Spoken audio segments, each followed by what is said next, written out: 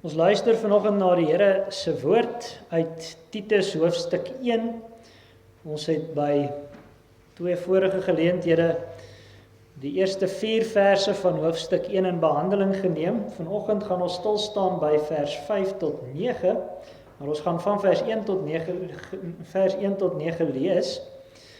En jy kan gerus die Bybels ook oophou by Titus 1, want ons gaan vers 5 tot 9 ook so in volgorde deurwerk. Kom ons luister dan saam na die woord van die Here uit Titus hoofstuk 1. Paulus, 'n diensknegt van God en 'n apostel van Jesus Christus volgens die geloof van die uitverkorenes van God en die kennis van die waarheid wat na die godsaligheid is, in die hoop van die ewige lewe, wat God, wat nie kan lieg nie, van ewigheid af beloof het, en op die regte tyd sy woord bekend gemaak het, deur die prediking wat aan my toevertrou is, ooreenkomstig die gebod van God ons Verlosser, aan Titus, my ware kind, volgens die gemeenskaplike geloof, genade, barmhartigheid, vrede van God die Vader en die Here Jesus Christus, ons Verlosser. Om hierdie rede het ek jou in Kreta agtergelaat, dat jy nog verder sou regmaak wat oorgebly het, en van stad tot stad ouderlinge sou aanstel, soos ek jou beveel het. As iemand onberispelik is, die man van een vrou, gelowige kinders het, wat nie beskuldig word van losbandigheid of tugteloos is nie, want 'n opsiener moet as 'n rentmeester van God onberispelik wees, nie eiesinnig, nie oplopend, geen drinker, geen vegter, geen vuilgewinsoeker nie, maar gasvry, een wat die goeie lief het, ingetoe, regverdig, heilig, een wat homself beheers, een wat vashou aan die betroubare woord wat volgens die leer is, sodat hy in staat kan wees om met die gesonde leer te vermaan, sowel as om die teesprekers te weerlê. Ons lees tot sover, ons luister net weer na vers 5 en vers 9. Om hierdie rede het ek jou in Kreta agtergelaat, dat jy nog verder sou regmaak wat oorgebly het, en van stad tot stad ouderlinge sou aanstel, soos ek jou beveel het. Dan vers 9, een wat vashou aan die betroubare woord wat volgens die leer is, sodat hy in staat kan wees om met die gesonde leer te vermaan, sowel as om die teesprekers te weerlê.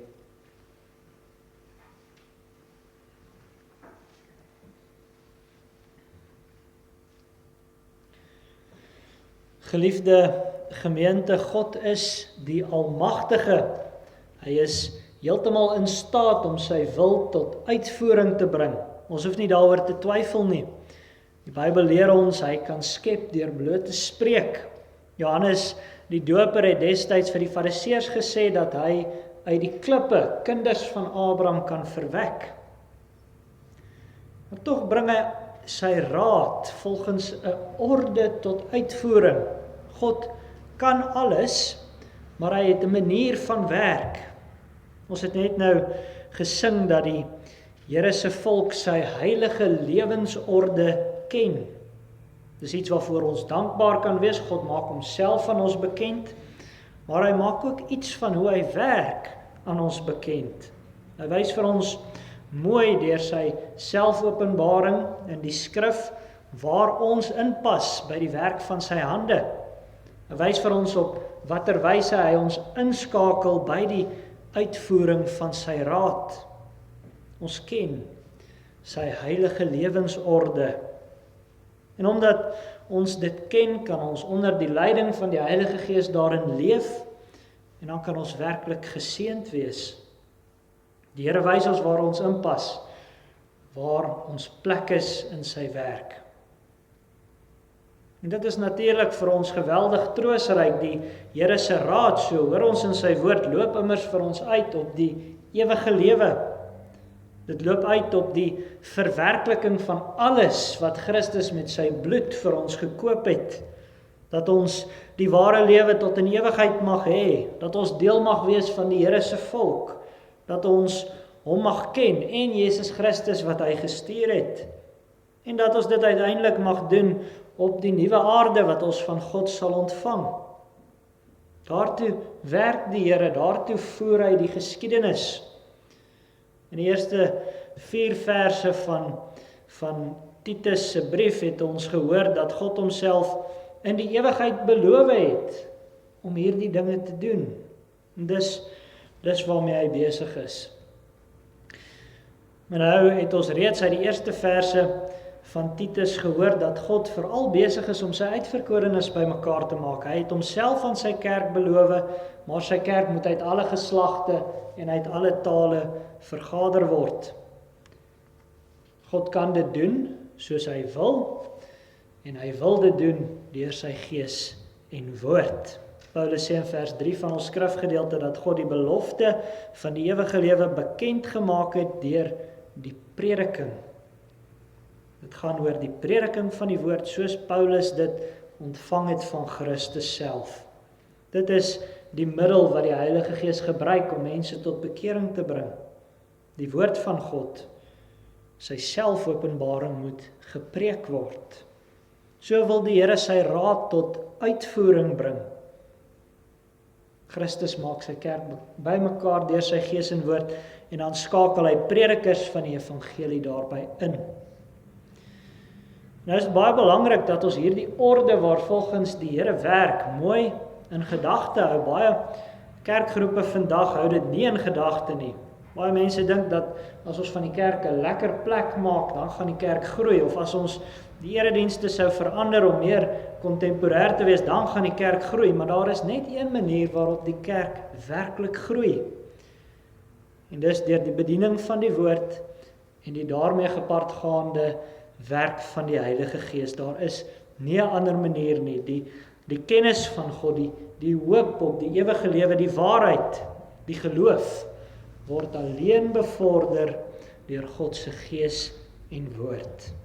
Daarom het Paulus hierdie brief aan Titus geskryf. Ons het reeds daarby stilgestaan. Paulus skryf vir Titus ter bevordering van die geloof van die uitverkorenes.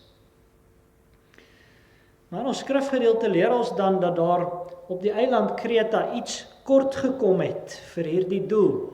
Onder die gelowiges, daar was iets wat nog nie reg was nie. Ons hoor in vers 5, om hierdie rede het ek jou in Kreta agtergelaat, dat jy nog verder sou regmaak wat oorgebly het. Paulus het vir Titus op die eiland Kreta gelos. Die 2 manne het waarskynlik vir 'n tyd lank saam daar op Kreta gewerk. Hulle het saam die evangelie verkondig. En die Here het aan die hand van hulle woordbediening en met sy gees lewe uit die dood gewek. 'n Hele klomp van die Kretense het tot bekering gekom. En Paulus moes toe, om een of ander rede wat nie aan ons bekend is nie, daardie eiland verlaat. Maar hy los vir Titus as evangeliebedienaar daar. Die rede, daar is nuwe gemeentes wat tot stand gekom het, en daar is nog dinge wat in daardie gemeentes reggemaak moet word.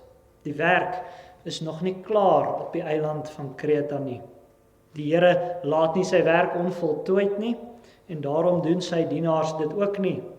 Ons hoor byvoorbeeld van Paulus in Filippense 4, ek bid altyd in al my gebede vir julle met blydskap, oor julle gemeenskap aan die evangelie, van die eerste dag af tot nou toe, omdat ek juis hierop vertrou, dat hy wat 'n goeie werk in julle begin het, dit sal volëindig, tot op die dag van Jesus Christus. God volëindig wat hy begin, daarom moet dinge in die gemeentes reggemaak word, sodat God sy doel met hulle kan bereik. Wat is hierdie ding wat nog onvolledig is? Wat moet Titus doen? Ons hoor in die res van vers 5, en van stad tot stad ouderlinge sou aanstel, soos ek jou beveel het. Titus moet in die gemeentes ouderlinge bevestig. Die woord ouderlings wat hier gebruik word, verwys in die Bybel gewoonlik op iemand wat 'n bepaalde volwassenheid en waardigheid het. Nou, ouderling beteken dus nie noodwendig dat dit 'n ouer persoon moet wees nie, alhoewel die geestelike volwassenheid en waardigheid waarvan Paulus praat dikwels by ouer gelowiges voorkom. Maar daar moet dus manne as ouderlinge aangestel word. Die woordjie aanstel sê vir ons dat hierdie manne formeel in die ampt bevestig moet word. Hulle ontvang van Christus 'n spesifieke taak. Hy wys vir hulle 'n spesifieke taak in die gemeente toe. Op hierdie punt moet ons net sê, broer en suster, elke gelowige het 'n taak in die Here se gemeente. Elkeen het dienswerk om te doen. Maar wanneer die Here sê dat iemand vir 'n bepaalde dienswerk aangestel word, dan sê hy daarmee dat hy sy orde spesifiek vanuit daardie dienswerk wil verwerklik, wil bedien. Dis wat 'n amp in die kerk is. Dis as die Here iemand afsonder om 'n spesifieke aspek van sy beeld aan die gemeente te vertoon. Dis 'n posisie waarin die Here 'n dienaar aanstel om sy orde te bedien. Die amp waarvan Paulus hier praat is die amp van ouderling. Sonder ouderlinge is die toestand van die gemeentes op Kreta en in gemeentes vandag nog nie waar die Here dit wil hê nie. En nou hoor ons, dis dan nie net sommer enige man wat 'n ouderling kan word nie, daar is baie streng vereistes volgens die woord. Die eerste vereiste het alles te maak met die binnekring van 'n ouderling.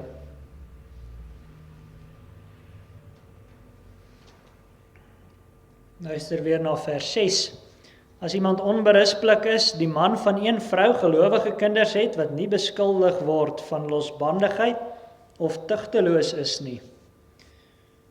Die eerste vereiste vir 'n gelowige man om ouderling te kan word is dat hy onberispelik moet wees. Daar moenie 'n klomp publieke klagtes oor hom in die gemeenskap rondloop nie, ten minste nie klagtes wat goeie gronde het nie.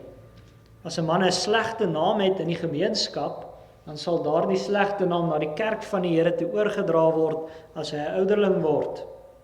Maar nou hoor ons dat die ouderling se gesinsomstandighede ook belangrik is. Hy moet die man van een vrou wees, nie die man van sommer 'n paar vrouens te gelyk nie.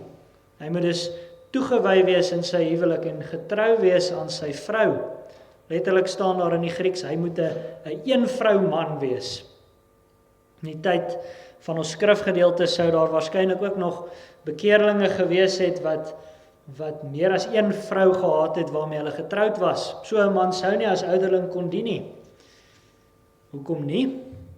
Want 'n ouderling moet op 'n spesifieke manier in sy dienswerk die bruid van Christus, die kerk, leer hoe haar hemelse bruidegom is. Christus is volkome getrou, volkome toegewy aan sy bruid. Hy het immers sy lewe vir haar afgelê. Hy het die dood vir haar gesterf, sodat sy uiteindelik rein en vlekkeloos voor God gestel kan word. Hy het haar sonde op hom geneem, sodat sy vergewe kan word. Hy het tot die dood vir haar oorwin. Beter toewyding en 'n dieper liefde as dit kan daar mos nie wees nie, broer en suster.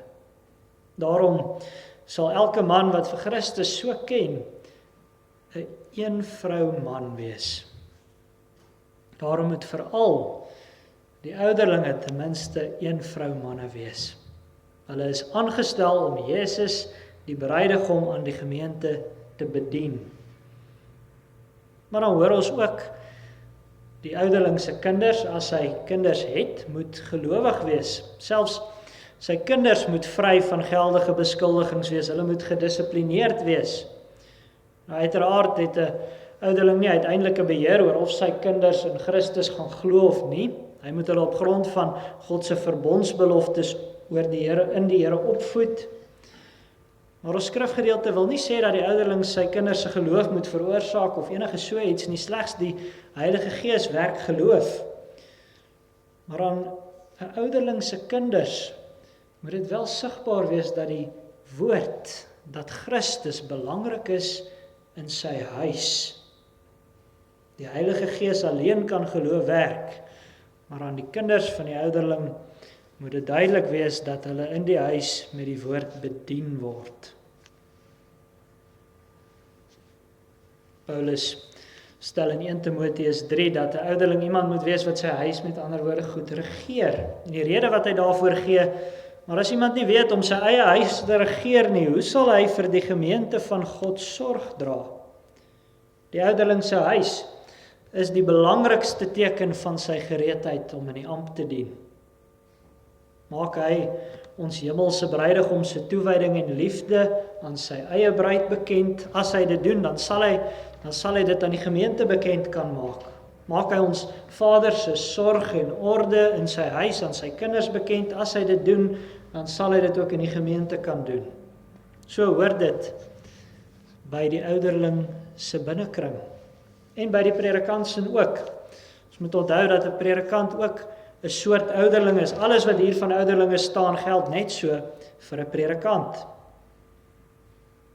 Maar op grond van al hierdie dinge moet die predikant en ouderlinge hulle self dan ondersoek. Voor jy jou wil bekommer oor jou dienswerk, vra jou af in watter toestand is jou huis.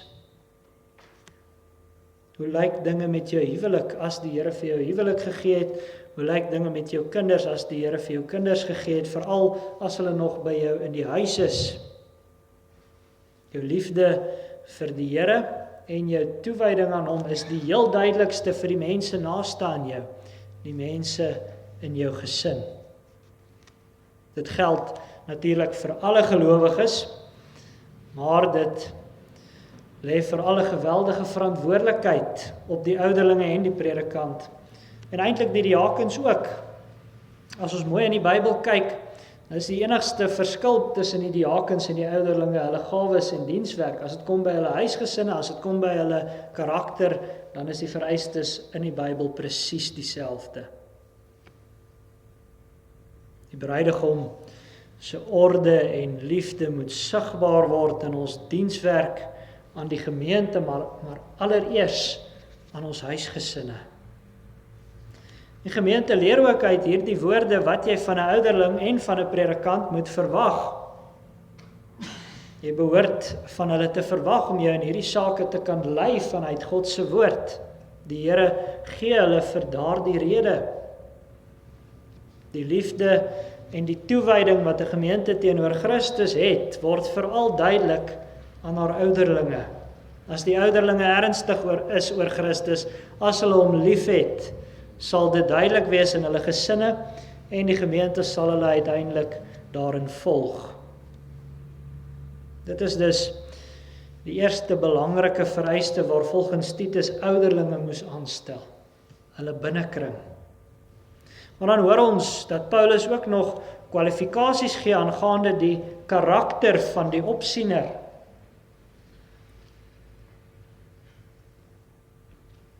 Luister weer na vers 7. Want 'n opsiener moet as 'n rentmeester van God onberispelik wees, nie eiesinnig, nie oplopend, geen drinker, geen vegter, geen vuil gewinssoeker nie. Hier gebruik Paulus 'n ander begrip as ouderling. Ons hoor die begrip opsiener. En dit gaan natuurlik in hierdie gedeelte oor dieselfde ampt, maar die woord bring net 'n ander aspek van die ouderling se dienswerk na vore. Hy is 'n opsiener. Hy hou sy oë op iets. Hy hou sy oë op die gemeente. Die hele gedagte van toesig is hierin opgesluit. Hierin leer ons dis iets ken van die taak waarvoor Jesus die ouderlinge afsonder. Die spesifieke manier waarop ouderlinge vir Christus aan die gemeente moet bedien. Hulle hou toesig oor die gemeente. En hulle doen dit in Jesus se naam in ooreenstemming met God se wil. Daarom noem Paulus die opsiener ook 'n rentmeester van God. Die tyd waarin ons skrifgedeelte geskryf is, het 'n huiseienaar gewoonlik een van sy slawe as toesighouer en bestuurder oor die huis aangestel. Hy moes toesien dat die res van die slawe hulle werk doen, dat hulle dit reg doen. Hy moes ook toesien dat die huis goed opgepas word, totdat sy meester weer terugkom. Die ouderlinge is so spesifieke rentmeesters van God. Hulle het 'n bepaalde toesighoudende regeertaak in sy huis, in sy gemeente. God maak hulle daarvoor verantwoordelik. Die ouderling maak dus in sy ampt vir Jesus as hoof aan die gemeente sigbaar. Hy regeer. En daarvoor moet die vrug van die Heilige Gees in 'n ryk mate by hom aanwesig wees. Paulus noem 5 dinge wat 'n ouderling nie moet wees nie. Hy moet nie gekenmerk word deur eie sinnigheid nie. Die lewe moenie vir hom om homself draai nie. Ouderlinge en predikante wat eie sinnig is, verwoes gemeentes. Want op kerkraadsvergaderings en in huisbesoeke gaan dit nie oor wat die Here wil hê nie. Dit gaan nie oor sy eer nie. Dit gaan oor wat die mens self dink goed is. Ouderlinge moet moet leeg van hulle self en vol van die Heilige Gees en van wysheid wees. Hulle moet ook volgens ons skrifgedeelte nie oplopend wees nie. En dit beteken eintlik maar net dat hulle nie humeurig moet wees nie. Humeurigheid spruit altyd uit 'n vorm van hoogmoed. Hulle moet in die woorde van ons skrifgedeelte ook geen drinkers wees nie. En dit beteken nie dat hulle nooit wyn of bier mag drink nie. Paulus sê self vir Timoteus in sy brief aan hom dat hy so 'n bietjie wyn vir sy maag moet drink. Maar dit beteken gewoon dat hulle nie hulle self ooit moet oorgee aan dronkenskap nie. Hulle moet nugter en verantwoordelik met hulle drank wees. Hulle moenie bekleierig wees nie. Hulle moenie bekend wees daarvoor dat hulle geld maak op oneerlike maniere nie. Dit alles is natuurlik bevele vir elke gelowige, maar die ouderlinge moet as voorbeelde daarin nagevolg kan word. Nou hoor ons verder in vers 8, 7 dinge wat die ouderlinge moet wees. Maar gasvry, een wat die goeie liefhet, ingetoe, regverdig, heilig, een wat homself beheers. So moet die ouderlinge wees. Die woordjie wat met gasvry vertaal is, beteken letterlik, of sê letterlik die woordjie self, lief vir vreemdelinge. Hy moet vreemdelinge wil betrek in die gemeente, hy moet 'n hart vir hulle hê. En verder moet hy hom nugter en nederig kan gedra. Hy moet regverdig wees, aangesien hy die tug van die Here gaan moet bedien. Maar hy moet homself bovenal beheers. Die vrug van die Heilige Gees spruit in 'n groot mate uit die selfbeheersing wat die Gees vir ons gee. En by ouderlinge moet dit duidelik wees, so hoort die opsieners se karakter. Nou hoor jy broer en suster, laat ons dit weer sê, alles wat hier staan moet uiteindelik van elke gelowige gesê kan word. Maar die ouderlinge moet al 'n behoorlike mate van volwassenheid daarin hê, omdat hulle voorgangers in die gemeente is. Hulle moet die Here so reg ken en lief hê dat die gemeente dit by hulle kan leer. Dit hoor ons veral wanneer ons skrifgedeelte ons leer van die dienswerk van die rentmeester.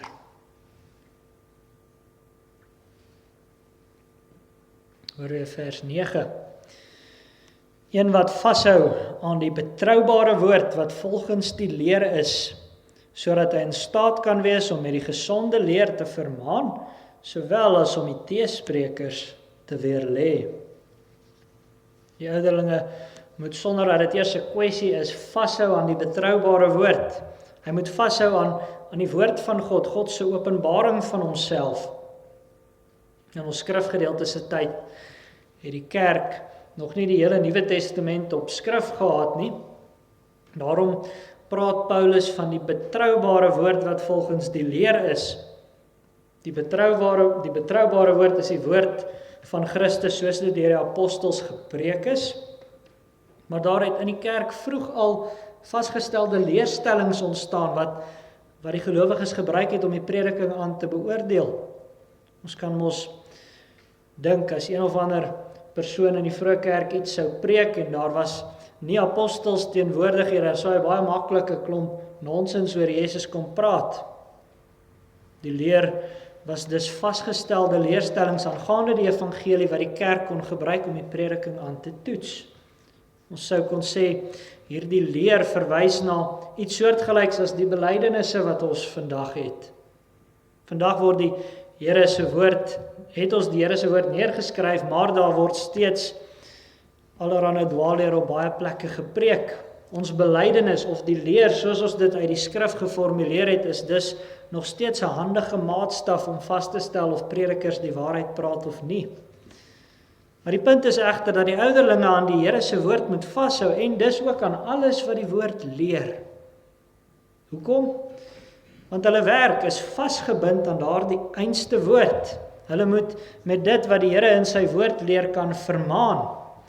Die woordjie wat hier vertaal is met vermaan, is dieselfde woord wat die Heilige Gees se vertroostende werk beskryf. Dit is om langs iemand te staan en vir die regte pad te wys. Daar's 'n element van bemoediging in die regte rigting. Vermaaning is dus nie in die eerste instansie negatief nie. Dit is 'n liefdevolle reghelp.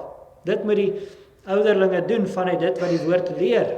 En dit doen die ouderlinge vandag veral tydens huisbesoek.